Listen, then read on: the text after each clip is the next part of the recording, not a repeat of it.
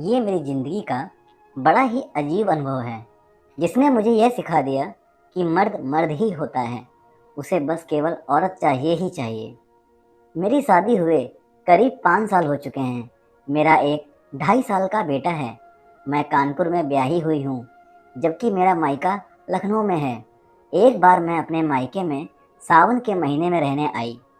मेरे मायके में मेरे चाचा जी, बीमार माता जी और मेरा बड़ा भाई और उसकी पत्नी हैं। मेरे पिताजी बचपन में ही गुजर गए थे। चाचा जी ने ही मेरी माँ को और हम सबको अपना लिया था। मेरे चाचा जी काफ़ी हट्टे-कट्टे मर्द हैं। हम लोग अक्सर चाचा जी को बाबूजी कहकर पुकारते हैं। उनकी उम्र यही करीब 63 साल की रही होगी। मेरा भाई एक सेल्स एग्जीक्यूटिव है और अक्सर महीने में वो करीब 2 हफ्ते टूर पर ही रहता है। मेरी उम्र उस समय भाभी के बराबर ही थी और हम दोनों 26-27 साल की थीं। हमारे घर में 3 कमरे हैं। एक कमरे में मेरी भाभी, दूसरे में मेरे माताजी और तीसरे कमरे में मेरे चाचा जी सोते हैं। माँ अक्सर बीमार रहती है। उन्हें इतना होश भी नहीं रहता कि कौन आ रहा है, कब आ रहा है। खैर, मुझे आए हुए सिर्फ 2 दिन ही हुए थे। मैं अपने बेटे के साथ अलग कमरे में सोई हुई थी। रात करीब मैंने किसी चलने की आवाज़ सुनी जो गैलरी में से आ रही थी। फिर मैंने दरवाजे भिड़ने की आवाज़ सुनी जो भाभी के कमरे से आई। वो या तो भाभी थी या चाचा जी थे। भाभी दरवाज़ा बंद नहीं करती थी, सिर्फ पर्दा खींच देती थी। रात के करीब 12 बज रहे थे तो मेरे से नहीं रहा गया और मैं चुपचाप उठी। पहले बाथरूम में जाकर देखा तो वहाँ कोई नहीं था। फिर जल्दी से चाचा जी के कमरे की तरफ गई। वहाँ माँ बेसुध पड़ी थी और उनके खर्राटों की आवाज़ आ रही थी, पर चाचा जी गायब थे। मेरा दिल किसी अनजानी बात को सोचकर धड़कने लगा। मैं बिना वक्त गंवाए तुरंत ही भाभी के कमरे के सामने जाकर खड़ी हो गई। दरार से झांक कर देखने की कोशिश की। कमरे में एक शख्स बिस्तर के पास खड़ा था और कुछ सेकंड बाद ही वो बिस्तर पर चढ़कर दूसरे शख्स के साथ लेट गया। मैंने अंधेरे में देखने की काफ़ी कोशिश की, पर 2 साये दिखाई दिए। बिस्तर पर उनके चेहरे साफ नहीं थे, पर यह पक्का था कि वो चाचा जी और मेरी भाभी ही थे। अंदर बहुत ही कम रोशनी थी, जो शायद खिड़की से आ रही थी। फिर कुछ देर बाद अजीब सी आवाज़ें आने लगीं। उस समय तक वो शख्स दूसरे वाले शख्स के साथ साइड में लेटा हुआ था। जल्दी से ये पता नहीं लग रहा था कि इसमें से भाभी कौन है। तभी मुझे लंबे लंबे बाल लहराते से दिखाई दिए। अब पता चला मुझे कि मेरी वाली साइड चाचा जी थे और भाभी दूसरी तरफ थी। चाचा जी के हाथ भाभी के बदन पर चल रहे थे। फिर कुछ देर बाद इधर वाला शख्स दूसरे के ऊपर लेटने की कोशिश करने लगा और फिर कपड़ों की सरसराहट सुनाई दी। मुझे भाभी की साड़ी ऊपर उठती हुई दिखी। इसके बाद भाभी की एक गहरी आवाज़ सुनाई दी। आवाज़ों का शोर बढ़ता जा रहा था। अब तस्वीर साफ हो चुकी थी। मेरे चाचा जी मेरी भाभी को कर रहे थे। दरार से अब दिखने लगा था कि चाचा जी कुछ देर बाद भाभी के हाथ दबा रहे थे। शायद भाभी पर चाचा जी भारी पड़ रहे थे। मेरी बेचैनी इतनी बढ़ गई थी कि मेरा मन भी बेईमान होने लगा था और मुझे अपने पति की ज़रूरत महसूस होने लगी। उनके आपस में प्यार करने की आवाज़ें बाहर तक आ रही थीं। ऐसे लग रहा था जैसे अंदर कमरे में कोई चीज़ फेंटी जा रही हो। लगातार आंख गाड़ने की वजह से अब मुझे कुछ कुछ दिखने लगा था, हालांकि ये सब धुंधला सा ही था। भाभी की सिसकारियाँ गहरी गहरी और तेज तेज होती जा रही थीं। उनकी टांगें ऊपर उठी हुई थीं। चाचा जी पूरी जी जान से भाभी की करने में लगे हुए थे। अचानक भाभी की एक गहरी घुट्टी से चीख निकली और इधर मेरी सेल्फी से पानी टपक गया। चाचा जी ने भाभी के दोनों पैर उनके सिर की तरफ मोड़ रखे थे और जानवर की तरह लगातार मारे जा रहे थे। यह देखकर मेरे तन बदन में आग लगने लगी। सांसों का तूफान उठा हुआ था और फिर कुछ सेकंड के लिए ऐसा लगा कि सब कुछ थम सा गया। फिर भाभी ने अपने पैर सीधे कर लिए और चाचा जी उनके ऊपर लेट गए। अब दोनों की सांसों की आवाज़ें धीरे धीरे कम होती जा रही थीं। इन सब काम में चाचा जी को लगभग 15 मिनट लगे थे। करीब 2 मिनट बाद चाचा जी बिस्तर से उतरने लगे। अब मुझे लगा कि चाचा जी सीधे बाहर ही आएंगे। मैंने तुरंत दरवाजे से आंख हटाई और अपने कमरे में बिस्तर पर बैठ गई। बस 1 मिनट बाद ही भाभी के कमरे दरवाज़ा खुलने की आई और मैंने गैलरी में चाचा जी को जल्दी जल्दी माँ के कमरे में जाते हुए देखा। तो मेरा अंदाज़ा सच था कि चाचा जी भाभी को ही प्यार कर रहे थे। मैं बिस्तर पर लेटकर सोचती रही कि चाचा जी तो बहुत तगड़े ठरकी इंसान हैं औरत के, और गजब यह है कि इस उम्र में बाबूजी के अंदर इतना करंट है। मैं करीब करीब 15 मिनट तक इंतजार करती रही। फिर मैं टॉर्च लेकर भाभी के कमरे की तरफ गई तो उनके कमरा खुला हुआ था। अंदर से कोई भी आवाज़ नहीं आ रही थी।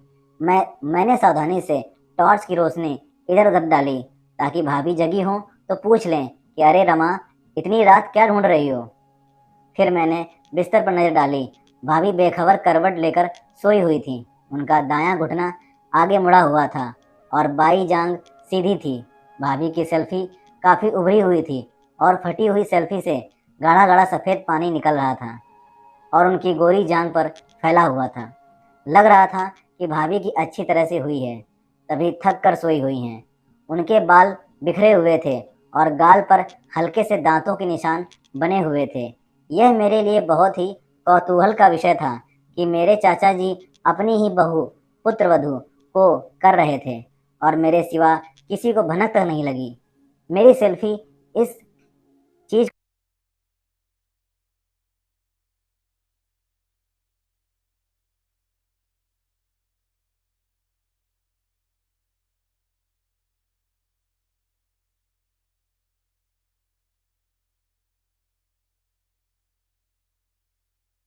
मचलने लगी थी। मैंने सेल्फी के ऊपर हाथ लगाया तो पूरी पिक्चर गीली हो चुकी थी। मैंने एक नज़र अपने बेटे पर डाली। वो गहरी नींद में सोया हुआ था। मैंने अपनी उंगली सेल्फी में डाली और काफ़ी तेज़ी से 35-40 बार चलाई और पूरा शरीर शांत हो गया। चाचा जी ने भाभी की चीखें निकलवा दी थीं। ऐसा तो मेरा पति भी नहीं कर सका था। मेरा पति रमेश कुछ ही मिनट में पसर जाता था और इधर चाचा जी ने भाभी को बिस्तर पर चित कर रखा था। इसके बाद मुझे भी नींद आ गई।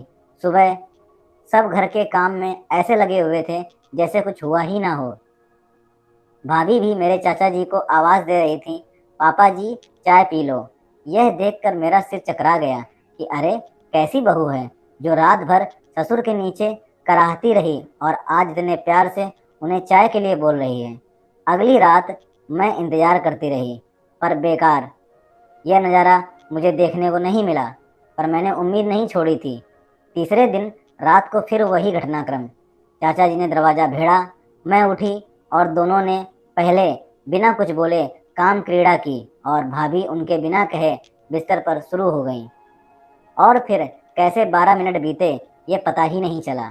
भाभी की आवाज़ से पूरा कमरा भर गया था और चाचा जी एक नवयुवती का भरपूर मज़ा ले रहे थे।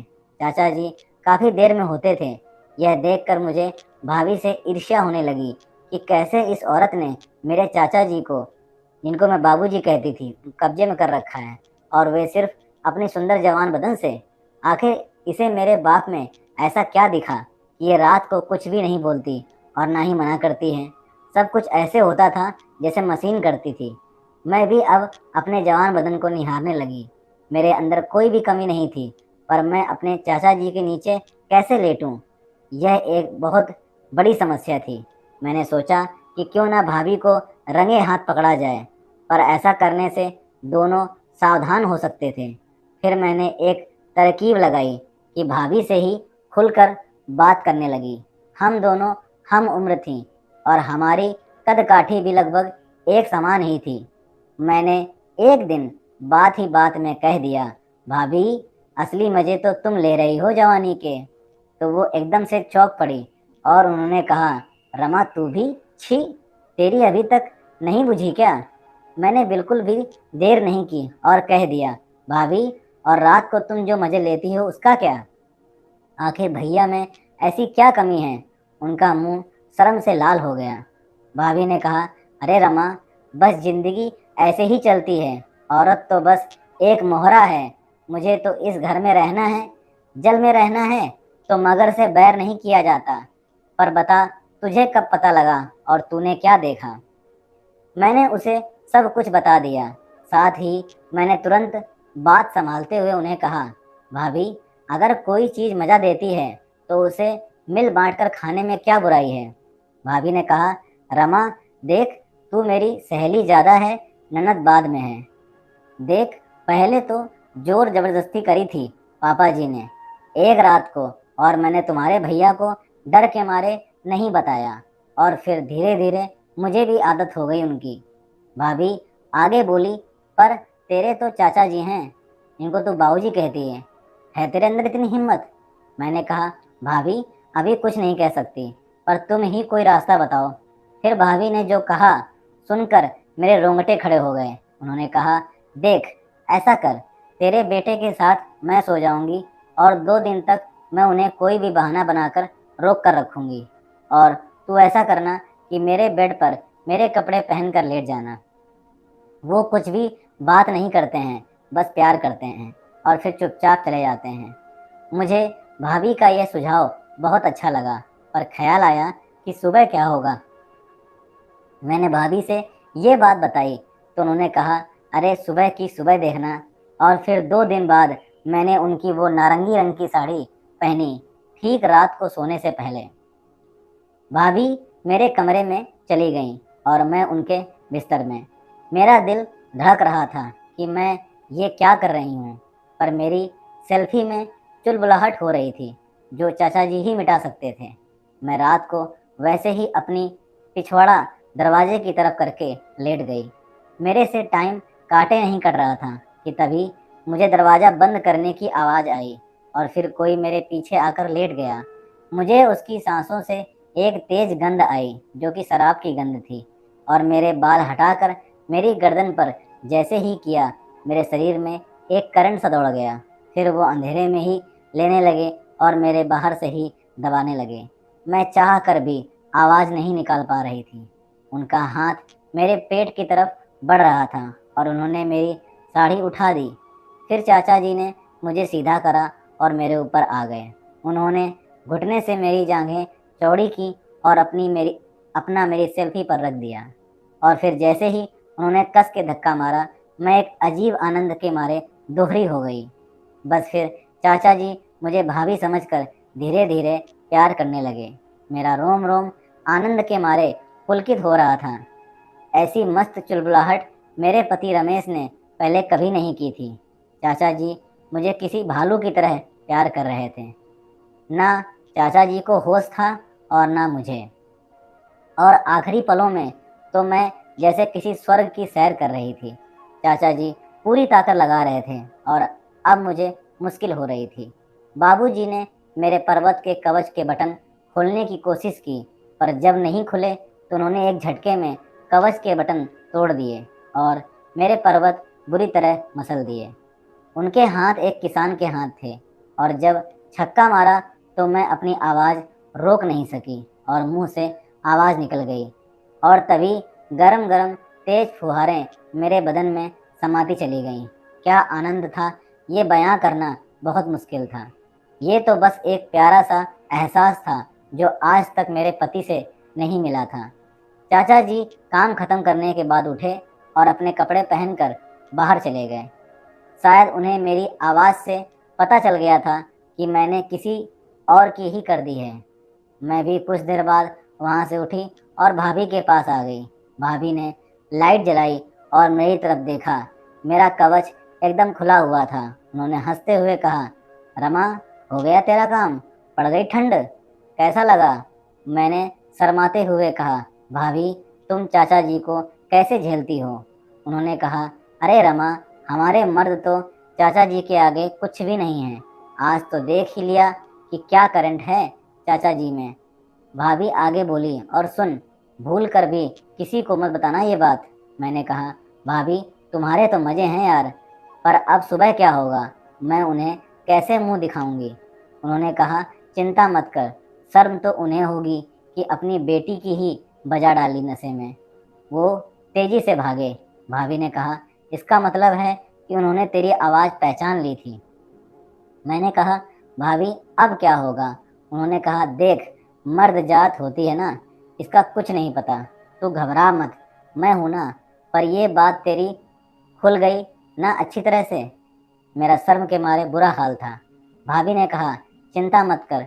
मेरी भाभी की बातों से मुझे थोड़ा आराम हुआ, पर मन में बेहद आत्मग्लानि थी कि मैं ऐसी बेटी हूँ जो अपने ही बाप से कर गई हूँ। भाभी ने कहा, तू फिक्र मत कर, मैं सब संभाल लूंगी, और तू जब तक यहाँ है अपने चाचा जी से मजे लेती रहे। मेरा क्या है, मैं तो यहीं हूँ ना। मैंने कहा, भाभी सुनो, चाचा जी तो बहुत स्ट्रांग हैं, मेरी तो जान ही निकल गई थी। भाभी ने कहा, अब पुराने मर्द हैं, जल्दी से इनका होता नहीं है, और औरत को क्या चाहिए। इसके बाद वो अपने बिस्तर पर चली गई। सुबह जब मैं उठी तो चाचा जी घर पर नहीं थे। मैंने भाभी को पूछा तो उन्होंने बताया कि वो खेत पर पानी लगाने गए हुए हैं। भाभी को मैंने पूछा, चाचा जी ने तुम्हें कुछ बताया तो नहीं? तो भाभी ने कहा, नहीं यार, कुछ नहीं बताया। तो मैंने आराम की सांस ली। मैंने भाभी को कहा, मैं उन्हें कैसे मुंह दिखाऊंगी? तब उन्होंने कहा, फिक्र मत कर, सब ठीक हो जाएगा। आज भी तू ही सोना, अच्छा तो है जो उन्हें पता चलेगा। फिर भाभी ने अगले दिन यानी रात को फिर अपने कमरे में भेज दिया। चाचा जी आए और मेरी करने लगे।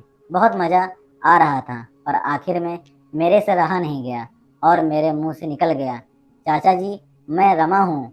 उन्होंने तुरंत कहा, कल जब तेरी हो रही थी तो तभी बता देती कि मैं रमा हूँ। मैंने कहा, चाचा जी, आप बहुत जोश में थे। मैं शर्म के मारे चुप रही, क्योंकि तब तक आप मेरे अंदर आ चुके थे। उन्होंने कहा, रमा, तो फिर आज ये शर्म क्यों? मेरे पास कोई जवाब नहीं था उनकी बातों का। अब चुपचाप पड़ी रही। मेरा मूड बना हुआ है। अब तो मैं रातों में आवाज़ें भी निकालने लगी जो भाभी सुनती थी। एक दिन भाभी की होती थी और अगले दिन मेरी, और एक दिन तो मेरी हो रही थी और भाभी आ धमकी और लाइट जला दी। हम दोनों बाप बेटी पानी पानी हो गए। भाभी ने कहा, पापा जी, अरे करते रहो ना, बेचारी को मज़ा आ रहा था। और भाभी वहीं बगल में लेट गई। भाभी ने लाइट बंद कर दी और उसी बिस्तर पर चाचा जी मेरे साथ काम क्रीड़ा करते रहे। जब चाचा जी ने मेरी कर ली तब उन्होंने अंधेरे में ही कहा, इस काम में जिसने शर्म करी वो मज़े नहीं ले सकता। तब भाभी ने उन्हें बता दिया कि रमा ने हमें देख लिया था और इसकी भी इच्छा हुई, क्योंकि इसे भी इसका पति ऐसे मज़े नहीं देता जैसे आप हम दोनों को देते हो। भाभी ने पूछा, पापा जी, आपको ज़्यादा मज़ा किसके साथ आया? उन्होंने कहा, तुम दोनों तो मेरी जान हो, यह पूछने की क्या ज़रूरत है तुम्हें? भाभी ने कहा, पापा जी, आपको पता नहीं चला रात को कि यह आपकी बेटी है? उस समय मैं बहुत मज़े में था, इसलिए चुपचाप रहा। फिर चाचा जी ने कहा, आओ, अब दोनों मेरे पास आओ, और हम दोनों ने उनकी चौड़ी बालों से भरी छाती पर सिर रख दिया। उन्होंने हम दोनों को जकड़ा हुआ था और हमें पता नहीं कब नींद आ गई। इस तरह से चाचा जी ने घर की औरत को बाहर नहीं जाने दिया और घर की इज्जत घर में ही रह गई। दोस्तों, ये थी एक छोटी सी कहानी। जैसा कि आज